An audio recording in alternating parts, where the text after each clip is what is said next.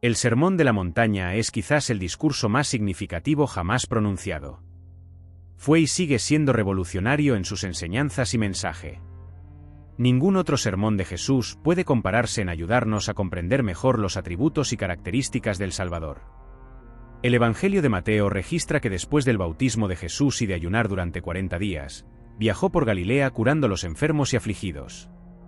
A medida que la fama de Jesús se extendió por toda la región, multitudes comenzaron a seguirlo, queriendo aprender más sobre este hacedor de milagros. Al ver la multitud, Jesús subió a una montaña que dominaba el mar de Galilea. Con este escenario, el Salvador comenzó a enseñar. Las Escrituras a menudo asocian las montañas con lugares de adoración y recepción de revelación de Dios.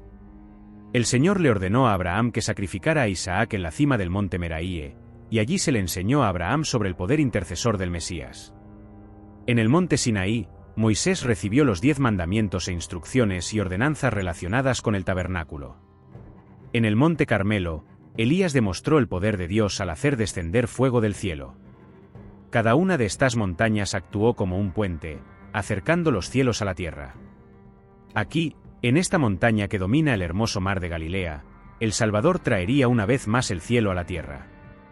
El sermón de Jesús comenzó con lo que hoy conocemos como las bienaventuranzas.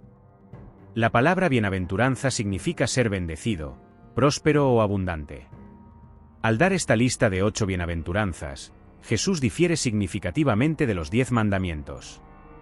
En lugar de dar una lista de "y lo que no debes hacer", nos da una lista de cosas en las que deberíamos llegar a ser.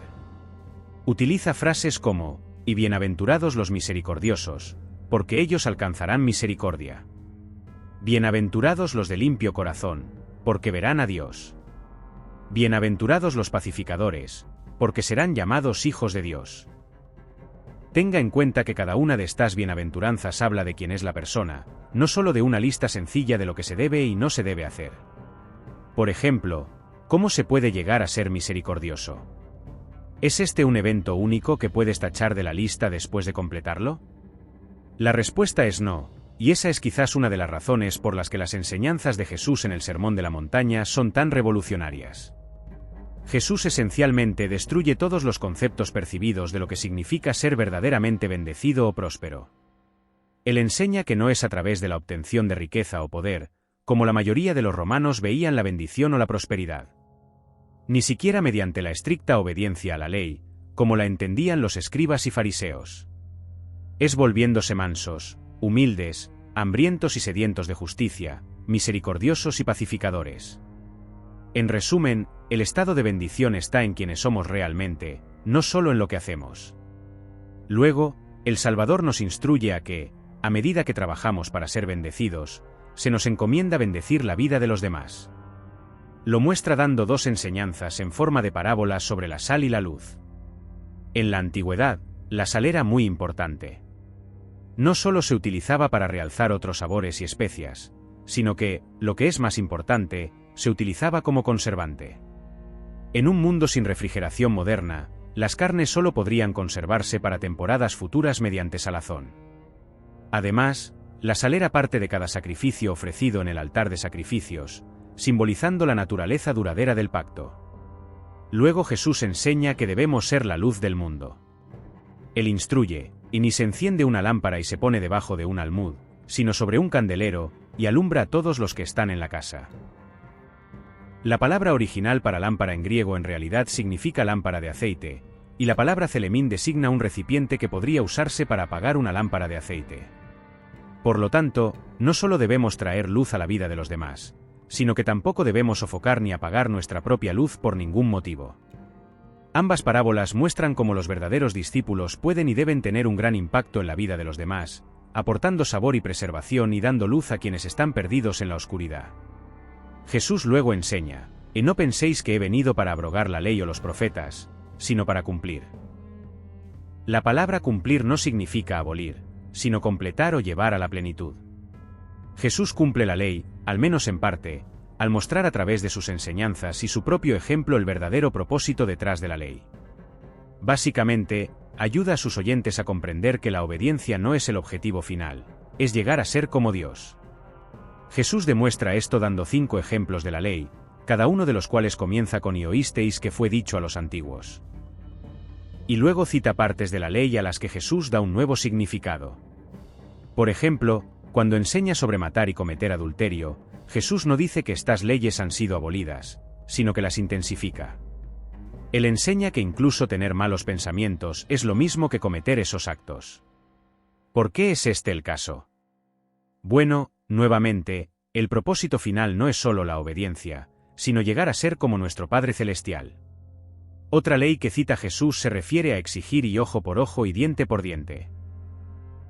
En nuestro mundo moderno, asumimos que esto debe interpretarse literalmente, es decir, que le cortarías el ojo a alguien si te hubiera cegado, pero en la antigüedad se interpretaba de manera muy diferente. De hecho, varias fuentes judías antiguas analizan esto como una forma de compensación, no de venganza. Por ejemplo, si lesionaste a un carpintero por enojo, causándole perder la visión, te verías obligado a ayudar a mantener a su familia debido a la pérdida de ingresos de tu oficio. Este y ojo por ojo y fue en realidad mucho más justo y misericordioso que incluso nuestro sistema de justicia actual. Luego, Jesús enseña que en lugar de buscar una compensación de ojo por ojo, debemos poner la otra mejilla y hacer un esfuerzo adicional. Los soldados romanos podían obligar a un judío a transportar su equipo por 1,5 kilómetros. Por eso, Jesús enseña que incluso cuando nuestros enemigos nos obligan a hacer algo en contra de nuestra voluntad, debemos mostrar verdadero servicio dándoles más de lo que pidieron. El Salvador concluye las 5 declaraciones con quizás la enseñanza más significativa: y habéis oído que fue dicho, amarás a tu prójimo y odiarás a tu enemigo. Pero yo os digo, amad a vuestros enemigos, bendecid a los que os maldicen, haced el bien a los que os odian, y orad por los que os maltratan y os persiguen. Quizás ninguna otra declaración demuestre más plenamente el verdadero carácter de Cristo. Cuando Judas lo traiciona y lo arrestan los sacerdotes del templo en Getsemaní, Jesús se vuelve y sana al mismo soldado que vino a arrestarlo. Cuando está en la cruz, sufriendo más allá de toda comprensión, el Salvador perdona a quienes le causaron tanto dolor. Y quizás lo más significativo de todo es que, a medida que cada uno de nosotros pecamos y nos alejamos constantemente de la perfección que Jesús dirigió, Él rápidamente nos perdona, nos abraza y nos ayuda a continuar nuestro camino de discipulado nuevamente. El viaje hacia la perfección, como Jesús ordena en Mateo capítulo 5, puede parecer imposible de lograr. Sin embargo, debemos recordar que la palabra perfección en el último versículo en realidad significa llegar a ser completo o completo. Esta perfección es más un destino final, no una representación de nuestro estado actual. Lo más importante es el movimiento en la dirección correcta. Cuando Jesús enseñó desde esta montaña junto al mar de Galilea, realmente unió el cielo y la tierra, dándonos una vislumbre de las eternidades. A través de su mensaje, enseñó que no debemos distraernos con la mera obediencia, sino centrarnos en convertirnos, elevar, servir y ser una luz para quienes nos rodean. Al confiar en el Salvador, arrepentirnos de nuestros pecados y confiar en la gracia de Cristo, es su perfección la que nos hará completos y completos. Ahora deja tu me gusta abajo y comenta lo que hay en tu corazón sobre este sermón. Que Dios te bendiga a ti y a quienes te rodean.